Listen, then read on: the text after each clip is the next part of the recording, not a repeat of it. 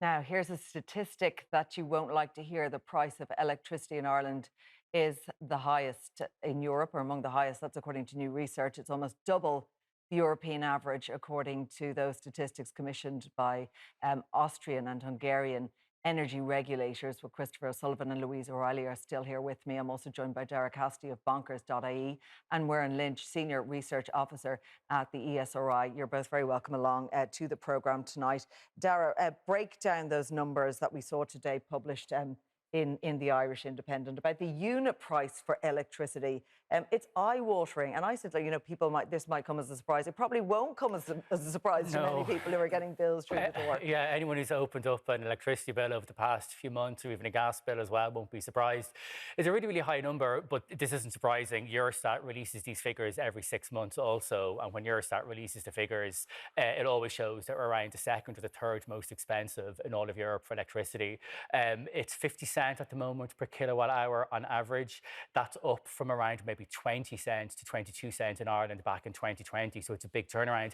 But it compares to an average of around 28 cents in Europe, so it means it's over 70% above what it is in Europe. So that's a big amount. And what that means for the average bill, the average households, that would be paying maybe a close to €800-900 extra a year. It's not an insignificant amount of money. And of course, there's lots of countries not that dissimilar to Ireland included in those figures. For example, Norway, now mind you, they have a lot more renewables than we do. They have a price of 14 cents to 15 cents. So that 50-cent figure is really, really high. And it's a big outlier.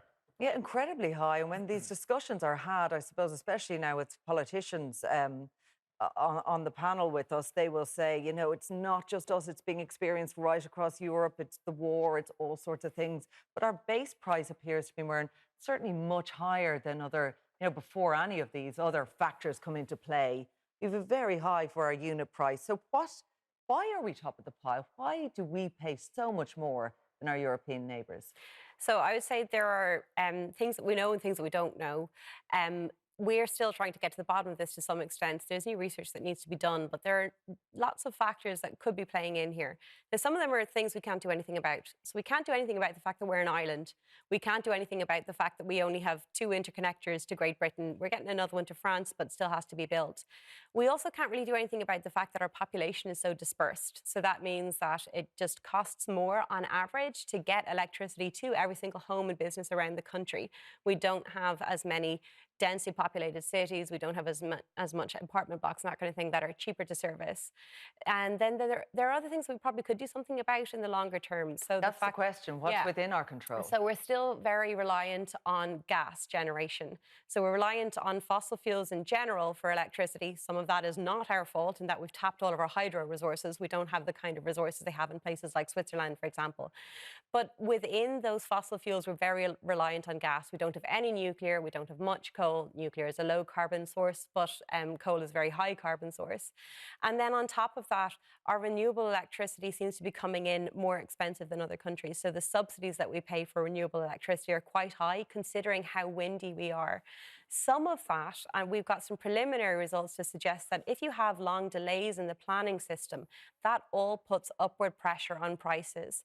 So in order to get a renewable energy project online, for example, let's say you wanted to build a wind turbine, first you have to get planning permission. I have yet to speak to a wind developer that got planning permission within the 18 weeks as targeted by On Board Panola. Then once you've got planning permission, you have to get a grid connection. Then once you've got your grid connection, you have to go and apply for a subsidy. And these things all stack up, so it can take years to get these things online. If we could shorten that time frame, that would have a material impact on our bills, according to research we've done. Christopher, to ask you about this, is the government keen on investigating just why we are paying so much more than everyone else?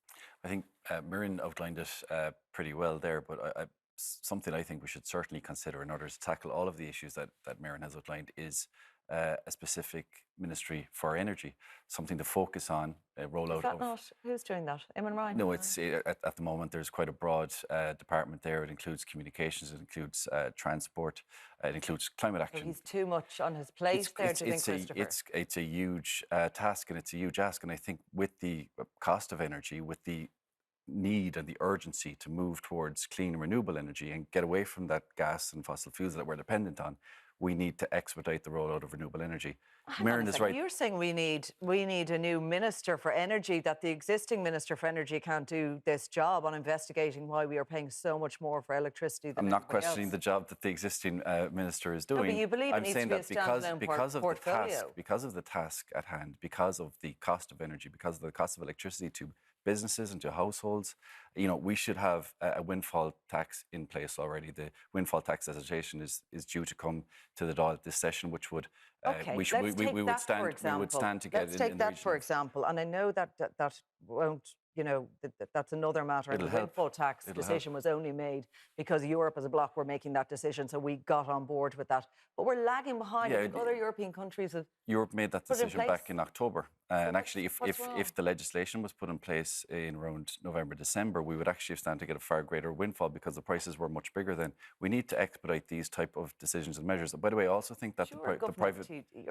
You're a TD. I'm allowed to have a cast a critical eye on things, but things need to happen faster, absolutely. Also, I think the private market have a role to play. ESB, for example, they had profits in 2022 of 847 million. The government will obviously get a dividend of that, but I do think ESB and Electric Ireland have a far too big a share, I would say, in the electricity supply market. I think there needs to be more competition. That could bring down prices as well. Okay, that's interesting to hear that for someone within a coalition party. Louise, I take it you'd agree with everything Christopher had to say. Would you agree with having a standalone portfolio, Minister for Energy, to really look at why we are paying so much more for our electricity than everyone else? I think it was interesting to hear Christopher say that he doesn't think the way that his government is structured, that he supports is structured in the right way. I didn't say that. I think there's a case for an energy minister. No, I didn't. And I think that and which minister would you get rid of then? Because there's only 15. Let's not get on to the politics of this. Let's get down to the bills that we're paying, question. It is a political question. Well, let's just focus in on that. So the government representative thinks we need more competition. In actual fact, once the market deregulated, the prices started to go up. So I'm not certain that more competition is necessarily the answer. But what I do know is we do need to bring the cost for consumers down. So we saw Electric Ireland passed on 15% savings to businesses. I mean, the question has to be asked if that can be done, and if wholesale electricity prices, and they are at 50% of what they were this time last year, well, then we need to ask, why is that not being passed on? But we also need to know, why has there been so much foot dragging in relation to the windfall taxes?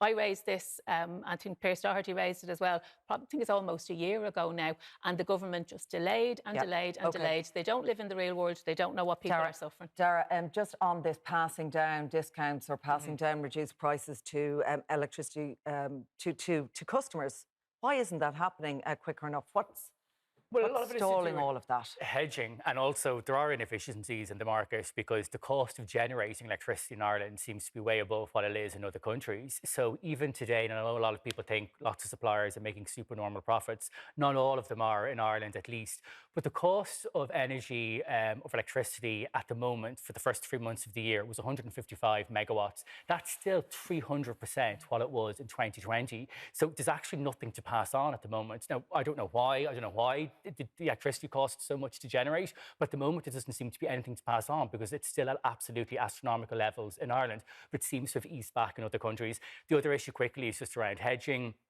Companies, they buy their energy at different stages throughout the year. Some companies would have bought electricity last year when it was at a much, much higher price. So that kind of has to wash through the system. But I'm hopeful that we might see some price decreases, probably quite small, but we might see some in the second half of this year. All right. Unfortunately, we have to leave that there for now. My thanks to our panel tonight, to everyone who has joined us.